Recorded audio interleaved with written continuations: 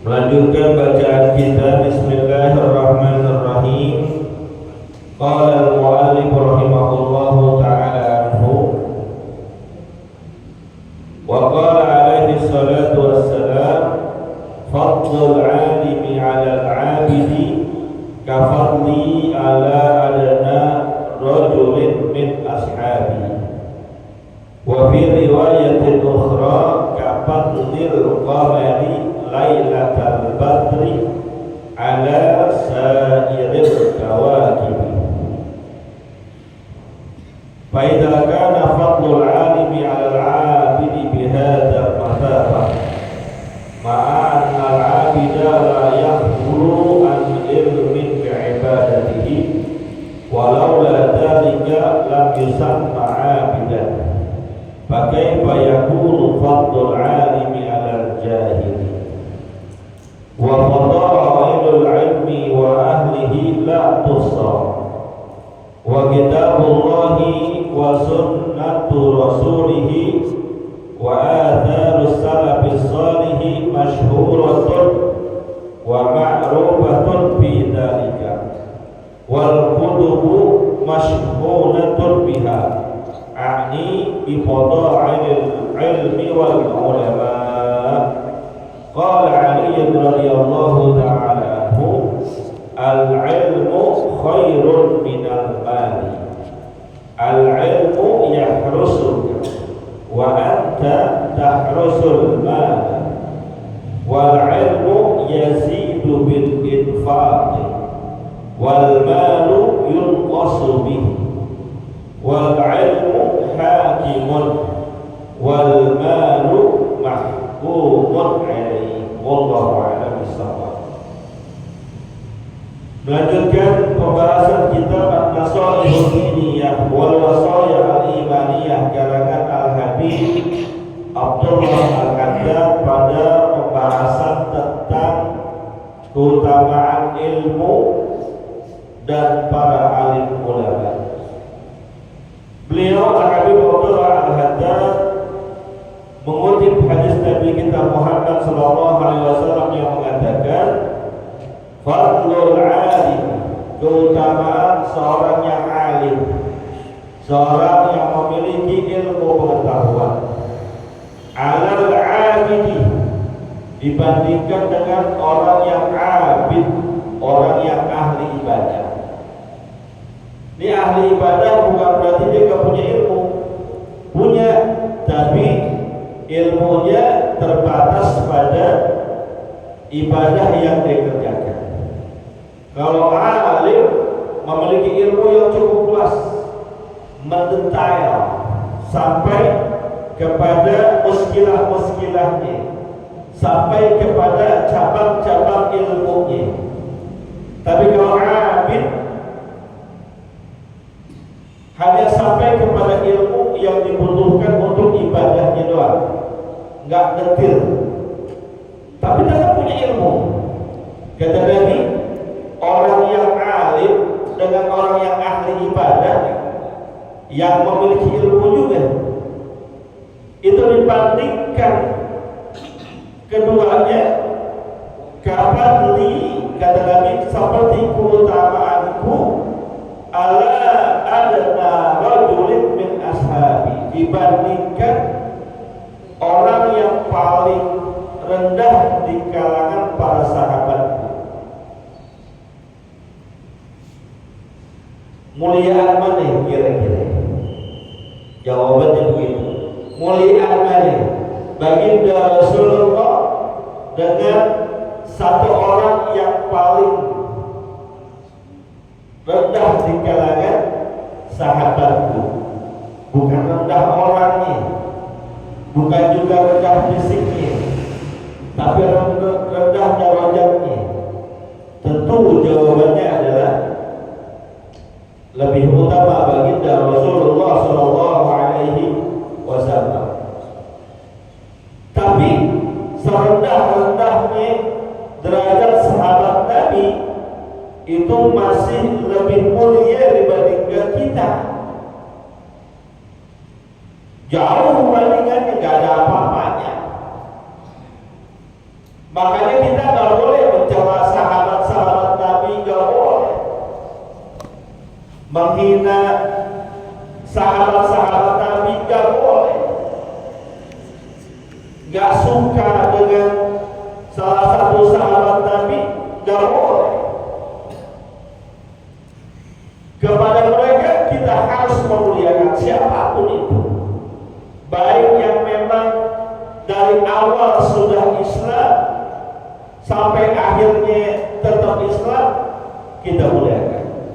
Atau kepada para sahabat Nabi yang awal-awalnya membenci Nabi, awal-awalnya gak suka sama Nabi, namun di penghujungnya mencintai Nabi, menjadi para sahabat Nabi, tetap kita harus memuliakan. Kenapa? Karena mereka termasuk orang yang dikatakan oleh baginda Rasul, khairul qurun qarni, thumma alladhina yalunahum, thumma alladhina yalunahum. sebaik-baik masa, sebaik-baik zamannya manusia adalah orang-orang yang sezaman denganku, yang semasa denganku. Ya tentunya para sahabat Nabi, mereka adalah generasi terbaik. Bagaimana tidak generasi terbaik? Mereka hadir pada masa Al-Quran diturunkan. Mereka melihat langsung praktek Al-Quran dari perkataan, tingkah laku, adab, budi pekerti baginda Rasulullah Sallallahu Alaihi Wasallam. Kemudian tsummalladzi yalunahum, tsummalladzi yalunahum. Kata Nabi, kemudian generasi berikutnya, baru generasi berikutnya sampai generasi akhir zaman nanti. Berarti zaman kita ini, manusia-manusia kita yang ada pada zaman ini jauh derajatnya dibandingkan kualitas para sahabat Nabi kita Muhammad Sallallahu Alaihi Wasallam. Maka gak pantas kita mencela, gak pantas kita menghina, menghujat para sahabat Nabi. Nah, kita kembali pada konteks yang tadi. Bagaimana Nabi membandingkan dirinya dengan sahabat yang paling rendah derajatnya dibandingkan dengan seorang yang alim dengan orang yang abid ahli ibadah.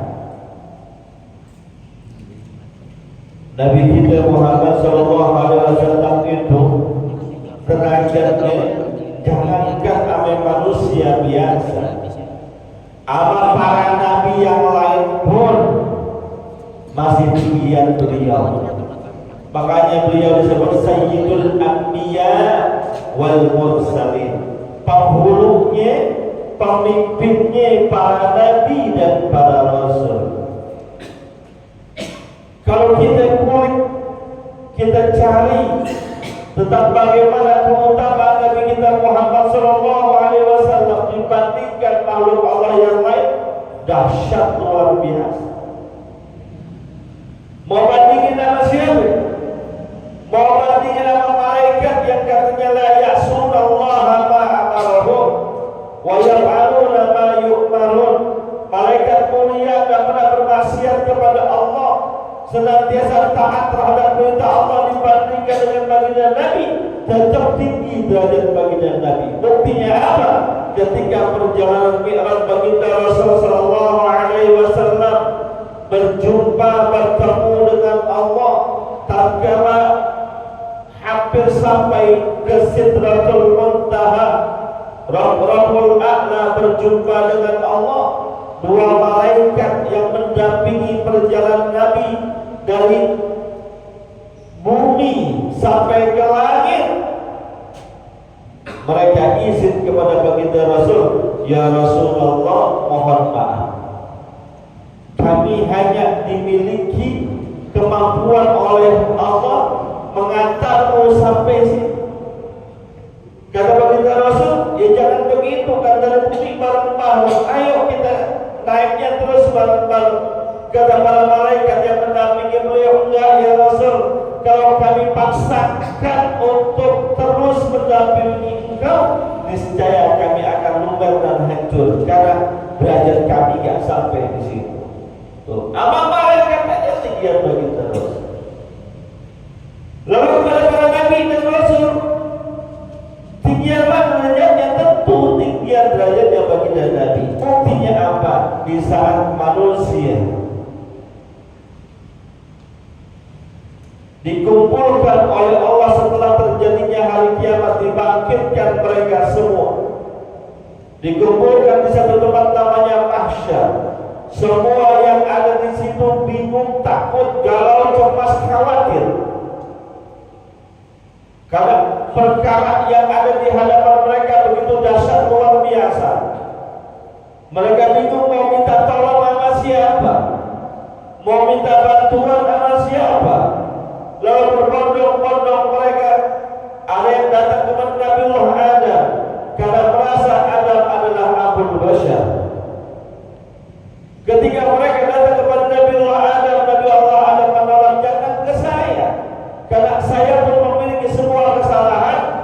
dengan sebab kesalahan itu saya dilemparkan ke bumi dan surganya Allah Subhanahu wa taala.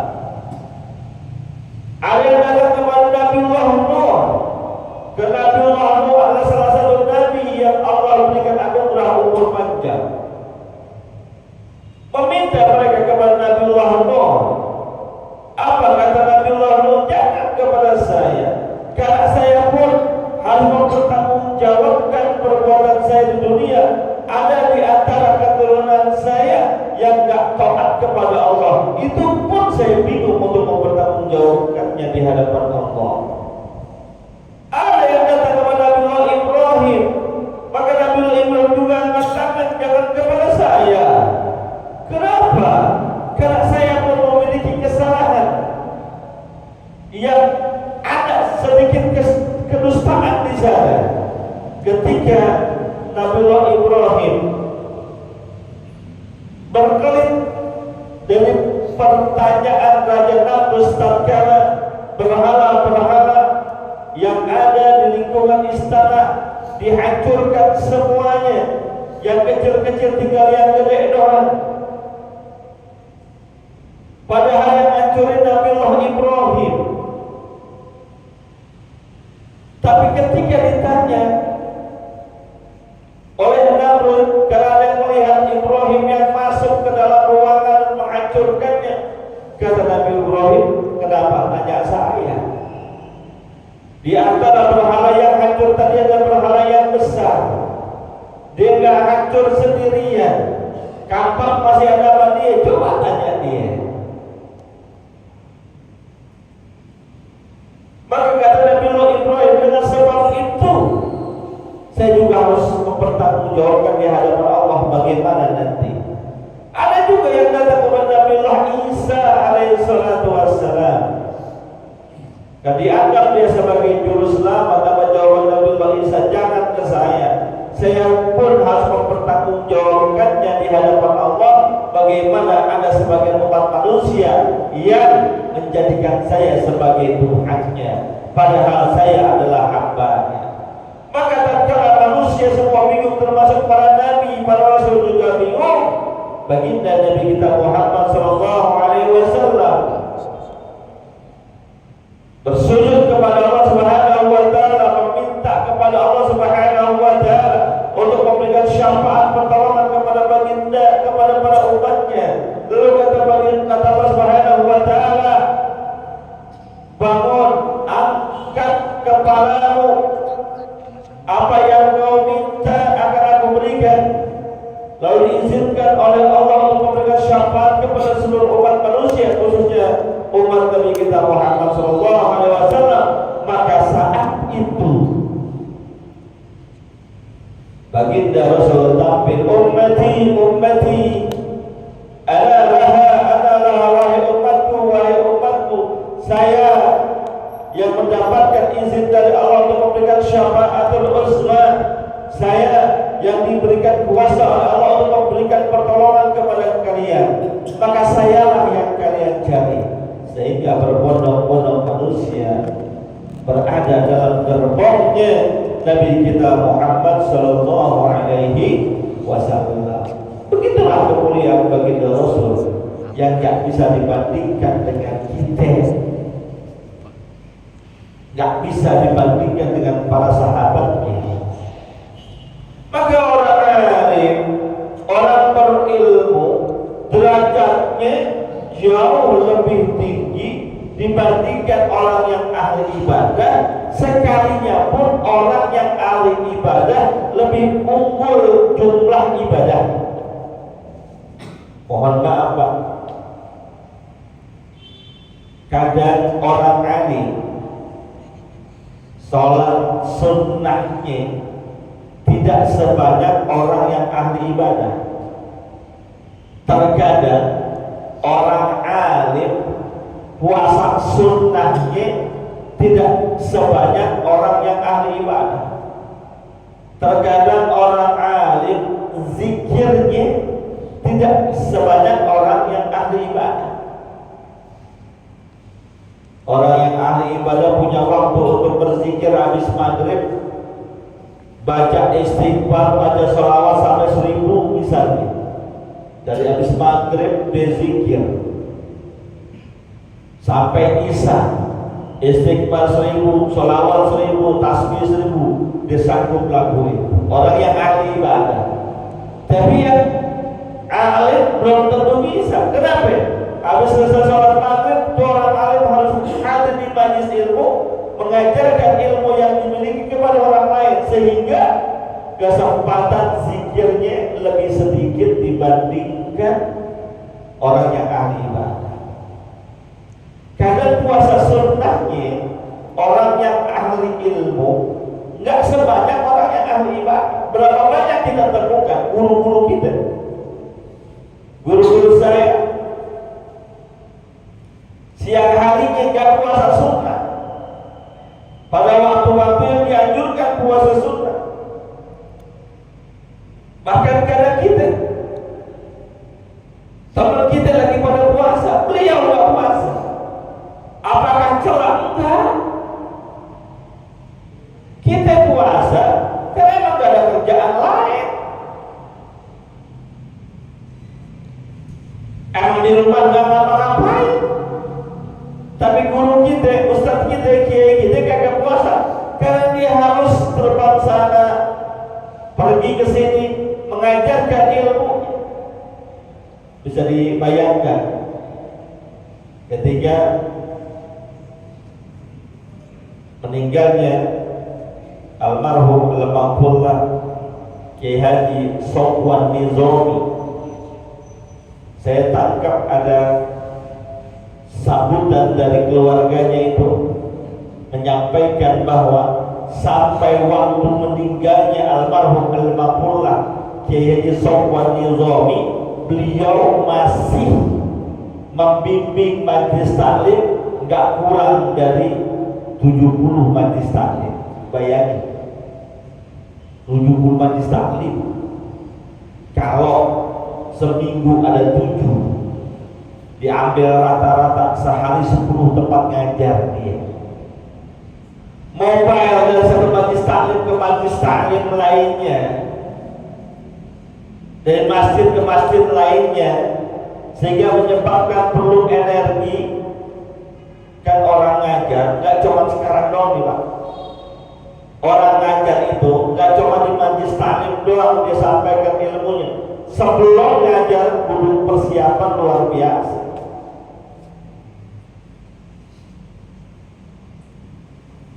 Sebelum ngajar harus mutolaah dulu. Yang dibaca boleh jadi kitab Riyadhus Shalihin, kitab hadis karangan Imam An-Nawawi, tapi yang dibuka, yang ditelaah oleh guru yang akan mengajar Riyadhus Shalihin bukan hanya itu doang. Dia akan buka Dalilul Falihin, dia akan buka Nuzhatul Muttaqin dan lain sebagainya, kitab-kitab penjelas dari kitab yang diajarkan. Maka perlu waktu yang bisa boleh jadi menyebabkan ibadahnya tidak sebanyak orang yang takhusus dengan ibadah sunnah. Atau mungkin sholat sunnah seorang alim tidak lebih banyak dibandingkan sholat sunnahnya para ahli ibadah. Ya emang kerjaannya nggak terlalu banyak, nggak punya majelis taklim sono sini, dia akan sanggup misalnya sholat tahajud sampai di atas 10 rakaat. Dia akan sanggup sholat duha sampai 8 rakaat. Dia akan sanggup qobliyah dan ba'diyahnya. Tapi orang alim terkadang belum tentu itu. Kenapa? Ada waktu-waktu yang harus dia bermutolaah dengan kitabnya. Ada waktu-waktu yang dia harus beristirahat agar esok harinya dia dapat hadir lagi di majlis-majlis ilmu. Karena itulah mungkin kuantitas jumlah ibadah sunnah seorang alim di bawah dari ibadahnya seorang ahli ibadah. Namun tetap walaupun ibadah sunnahnya tidak terlampau banyak, Allah yang sudah mengatakan yarfa'illahu alladhina amanu minkum walladzina utul ilma darajat. Allah yang angkat derajat orang beriman dan orang-orang yang memiliki ilmu pengetahuan beberapa derajat. Maka kalau boleh disuruh milih, lebih memilih menjadi orang alim dibandingkan orang yang abid. Tapi kalau bisa jadi orang alim yang abid, orang yang berpengetahuan tinggi, ibadahnya banyak. Kalau bisa, tapi jarang yang bisa seperti itu, hanya orang-orang khusus doang. Wa fi riwayatin ukhra, dan pada riwayat yang lain Nabi mengatakan kapat lil qamari lailatal badri ala sairil kawakib, seperti keutamaannya bulan pada malam purnama dibandingkan bintang-bintang seluruhnya. Ini kalau tanggal bulan purnama 14, 15, 16 kalender Hijriah, itu bulan cakep, bulan terang. Apalagi kalau cuacanya cerah, terang luar biasa. Di sekeliling bulan purnama tadi banyak juga bintang-bintang yang bercahaya. Tapi kalau dilihat dari sinarnya yang banyak tadi, bintang-bintang yang banyak tadi, dengan satu bulan purnama, terangan mana? Tentu terangan bulan.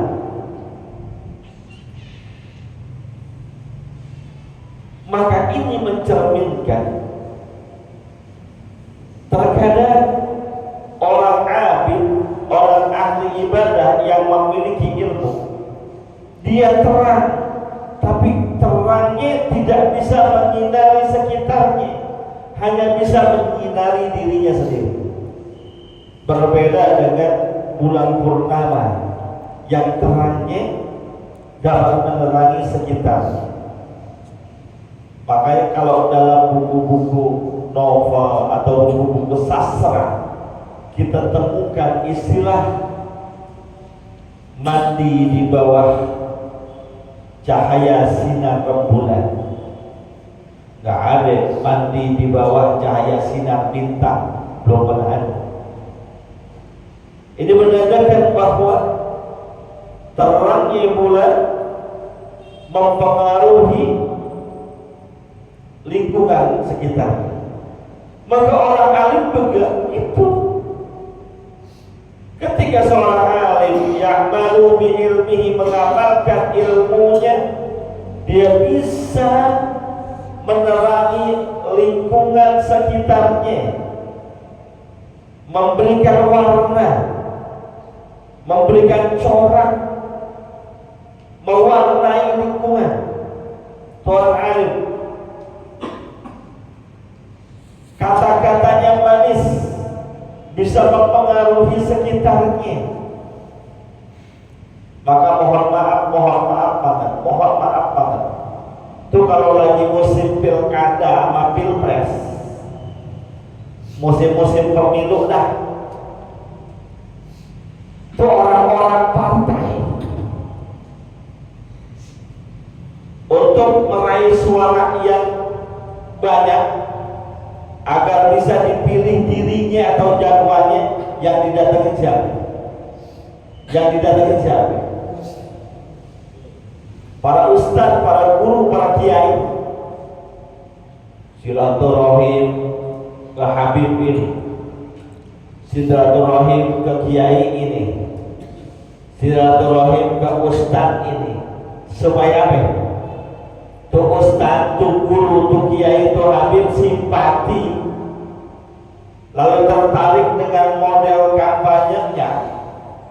Kalau dia udah tertarik, dia ngomong sama murid-muridnya, untuk pilkada tahun ini saya dukung paslon nomor sekian. Tan murid-muridnya kan dengar tuh, oh Pak Ustadz, Pak Guru, para kiai milihnya nomor itu, yuk kita ikut milih nomor itu. Begitu kan? Begitu enggak? Siapa yang begitu? Tuh orang partai. Kalau pemilu, pilkada, pilpres, dideketin para ustadz, para guru, para kiai. Entar aja giliran udah jadi. Lupa. Udah tahu dia seringin lupa, masih lu percaya? Dan saya sering bilang kemana-mana tuh, urusan pilkada, pilpres, pemilu, nggak usah serius-serius. Begitu aja saya mah. Wah, bosan, kita harus serius bosan. Ini akan mempengaruhi perjuangan Islam. Ya semuanya ngaku bela Islam. Coba nih, saya jujur aja ya. Pilkada besok DKI, pilkada besok. Ini saya bukan ngajarin kagak benar, bukan. Pilkada besok DKI. Semua calon ada berapa? 3 kan? Semuanya ngaku bela Islam. Yang nomor 1 bilang belain Islam, nomor 2 bilang belain Islam, nomor 3 bilang belain Islam. Entar aja kita udah jadi. Udah masa serius-serius sudah. Kagak ingat tuh kemarin pilpres di bawah kita berantem, saudara sama saudara berantem, teman sama teman berantem, main jelek-jelekan, main hina-hina, caci maki. Udah jadi dia pelukan, kita masih berantem, kan bego namanya. Udah besok nggak usah serius-serius ya. Iya, anggapnya urusan dunia, udah nggak usah serius-serius. Jadi besok bikin apa? Lu pilih nomor 1 silakan. Milih nomor 2 ya monggo. Milih 3 nggak apa-apa. Pak Ustaz, gue milih semua. Bukan kampanye, bukan. Ya harus berantem aja karangan-karangan. Ya, itu yang dicari tuh orang lain tuh.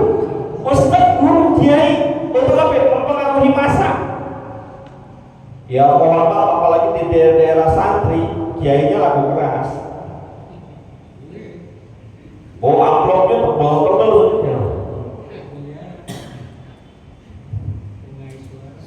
Bukan lagi puluhan juta, ratusan. Yang punya pesantren, miliaran. Ya mau pemilu doang, kemarin kemana aja?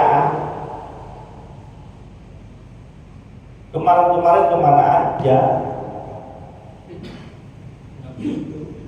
Jadi mempengaruhi, maka pantas kalau ada yang bilang sebaiknya ulama itu adanya di tengah, jangan terlalu tercirikan, karena bisa boleh jadi yang hadir di majelisnya Pak Kiai itu nggak semua sama pemikirannya. Nah, ini ya, kan modelnya macam-macam yang hadir nih. Untuk urusan pilkada kan macam-macam ya. Ada yang pengen ke 1, pengen ke 2, pengen ke 3, kan begitu ya. Kalau saya kan udah ketahuan tuh begitu tuh. Sama nggak saya sama bapak-bapak? Kan belum tentu sama. Maka ya udahlah. Para ustadz, para guru, para kiai, kalau yang tipenya masih abu-abu, jangan terlalu kencang. Beda kalau udah hitam putih. Kayak dulu tuh pilkada yang duluan, kan hitam putih tuh. Islam dengan yang non muslim hitam putih, kencang kita kalau gitu lah. Kencang udah, jelas tuh soalnya. Pilpres misalnya, yang atau muslim, yang atau non Islam, pilih yang muslim, jelas itu. kencang ustaz guru jadi boleh. Tapi kalau yang remang-remang abu-abu, ya udahlah, kalau saya yang serius-serius amat, tadi bohongin lagi gitu ya kita bela-belain aja. Giliran belum jadi, rajin banget negor, majelis taklim didatengin, masjid didatengin. Giliran udah jadi kita undang maulid kagak nongol. Giliran udah jadi proposal maulid kita nggak ditengok-tengok. Di sono, di negara sono, bukan negara sini. Lanjut ya. Tamu saya udah datang belum? Belum ya. Ini minggu ini alhamdulillah ya. Saya kedatangan tamu banyak yang pengen jadi mualaf, jadi Islam. Tadi pagi ada minta di mualaf. Hari ini rencananya ada dari Cina. Bukan dari Cina, orang Cina. Namanya Huang Yisub bin Hua Kaimen. Halo aja bingung namanya kan? Belum datang ya? Kalau datang kabari. Kalau memang datangnya telat ya nggak apa-apa, berarti ntar habis sholat. Insya Allah Sabtu depan ada lagi yang mau masuk Islam dari Belanda. Philip Christian Stukat namanya. Ya susah namanya orang Belanda. Hadirin yang dimuliakan oleh Allah, kita lanjutkan. Keutamaan para ulama, keutamaan ilmu itu enggak terbatas. Banyak disebutkan dalam Quran, disebutkan dalam hadis Rasul, perkataan para sahabat, perkataan para ulama-ulama salafus saleh, di antaranya perkataan Imam Ali radhiyallahu taala anhu, al ilmu khairun minal mal. Ilmu itu lebih bagus, lebih utama dibandingkan harta. Ini pengen nyadarin nih, Imam Ali pengen nyadarin kita, walau bagaimanapun ilmu itu lebih utama dibandingkan harta. Tapi kadang orang lebih duluin harta daripada ilmu. Betul ya? Bapak-bapak kalau disuruh milih ilmu atau milih duit 10 juta? Milih apa? Milih ilmu atau milih duit 10 juta? Yang bilang milih ilmu mana orangnya? Saya mau tes.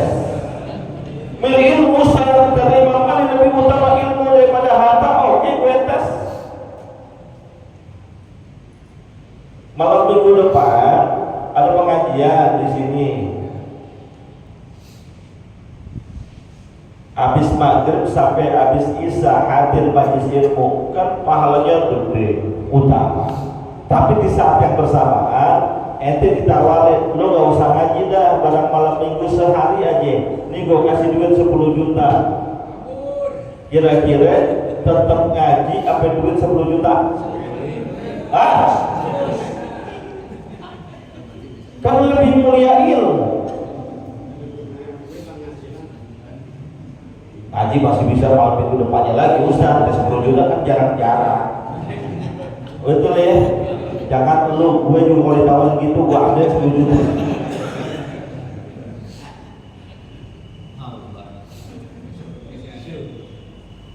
Ilmu lebih utama daripada harta, walau bagaimanapun. Karena ilmu itu yang akan membela kita, ilmu itu yang akan menjaga kita. Sementara kalau harta, kita yang kudu jagain. Kata Imam Ali, al-ilmu yahrusuka wal ma wa anta tahrusul mal. Kalau ilmu kita punya, itu ilmu akan jagain kita, bentengin kita di dunia maupun di akhirat. Mau yang belok-belok kita kerjain nih, kata ilmu, jangan bang, belok bang, lurus. Bang, ini nggak boleh bang, ini nggak boleh. bang ini syubhat, bang ini dilarang, bang ini kan diridhoi oleh Allah, minggir kita, dijagain sama ilmu. Cuma kalau harta, kita yang perlu jagain harta. Ente punya motor, parkir di depan rumah, kebetulan nggak bisa masuk rumah kita, taruhnya depan rumah, kunci setak nggak? Kunci setak, gembok nggak? Gembok. Abis gembok pasang CCTV, pasang alarm, biar apa? Kita jagain supaya kagak hilang. Rumah gede, mewah, banyak harta di situ. CCTV kita pasang setiap pojokan. Gak cukup CCTV, kita bayar orang untuk jadi penjaga rumah. Satpam kita belum cukup, beliin anjing penjaga. Belum cukup, asuransiin supaya harta yang nanti hilang bisa tercover, diganti. Itu semakin banyak kita punya harta, semakin banyak kita punya kekayaan, semakin habis potensi kita untuk jagain harta dan kekayaan itu. Tapi kalau ilmu, semakin banyak kita punya ilmu, semakin banyak kita punya pengetahuan, maka ilmu dan pengetahuan itu yang bakal jagain kita, yang bakal dampingin kita, yang bakal bikin hidup kita lebih lurus, lebih benar. Al-ilmu yahrusuka wa anta tahrusul ilm. Ilmu jagain ente, tapi ente akan jagain harta. Maka selagi bisa, selagi mampu, selagi ada kesempatan, cari ilmu sebanyak-banyaknya. Entar di akhirat tuh ilmu yang kita cari bakal melindungi kita. Kita tahu ilmu tentang wudu. Dengan ilmu tersebut akhirnya kita bisa wudu dengan benar, bisa kumur-kumur bagus, basuh muka dengan baik, cuci tangan sempurna, basuh kepalanya rata, cuci kedua kaki kita dengan bagus dan sempurna. Maka dengan sebab wudu kita yang bagus dan sempurna itu, api neraka gak bisa jilat tubuh kita karena menjadi tameng, menjadi pelindung. Sebabnya apa? Sebabnya ilmu. Coba giliran harta yang kita punya, kata baginda Nabi kita Muhammad sallallahu alaihi wasallam, bahwa manusia di hadapan Allah tidak bakal pindah sebelum ditanya akan beberapa hal, di antaranya al-malihi min aina tasabahu wa bima anfaqa. Akan ditanya tentang harta kalian, dari mana dapatnya, kemana belanjainnya. Kan bikin repot. Jangan kata semiliar, jangan kata ratusan juta, kita punya duit 1 juta. Jangan Allah yang nanya, jangan malaikat yang nanya, polisi datang ke rumah kita,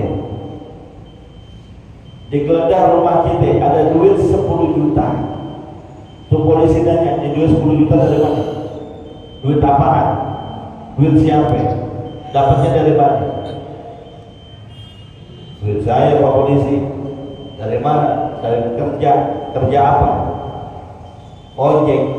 Apa iya ojek dapat sehari 10 juta? Ditanya terus. Udah ketemu jawabannya dari mana tuh harta? Mau dibelajar kemana? Mau dibuat di apa? Mau dikemanain? Puyeng kita. Itu baru 1 juta, baru 10 juta. Bagaimana yang kita punya ratusan juta? Yang nanya nanti bukan polisi, yang nanya nanti bukan manusia, tapi yang nanya Allah, yang detil pengetahuannya, yang luas pengetahuannya. Ditanya dari mana dapatnya, kemana larinya, buat apaan dibelanjainnya. Puyeng kalau yang punya duit. Jadi pilih ilmu apa pilih duit? Pilih ilmu apa pilih harta? Lu dari kemarin kita ada begitu dulu jawabannya. Dua-duanya Pak Ustaz. Mau miskin apa mau kaya? Mau miskin apa mau kaya? Mau kaya. Orang kaya ke surganya belakangan. Mau miskin apa kaya? Mau kaya Pak Ustaz tapi surganya duluan. Begitu kita. Secara naluri manusia kita memang butuh harta.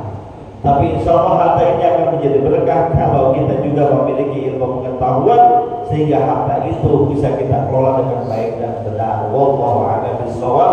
Al-Fatihah.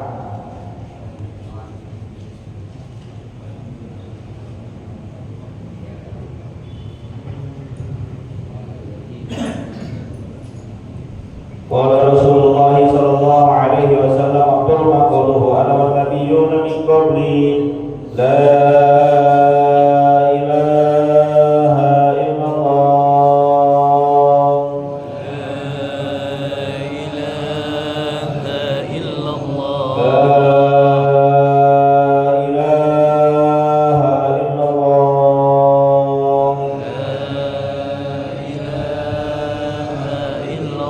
la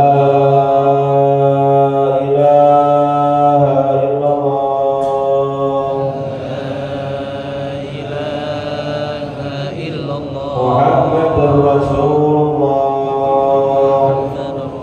sallallahu alaihi wasallam alaihana ya walina mutabana fa'ala bima 'allamtana rabbi 'allimna ma yanfa'una Allahumma fir lana wa liwalidina warhamna warhamhum kama rabbawna shighara wa hab lana ya wahhab ilman hikmatan wa rizqi ya razzaqul musahila wa bil khairi afatta faqtahu bil huda wa bil 'ilmi ya 'alim bil muqaddimah wa sallallahu ala sayyidina Muhammadin wa ala alihi wa sallam walhamdulillahi rabbil alamin. Terima kasih, mohon maaf. Assalamualaikum warahmatullahi wabarakatuh.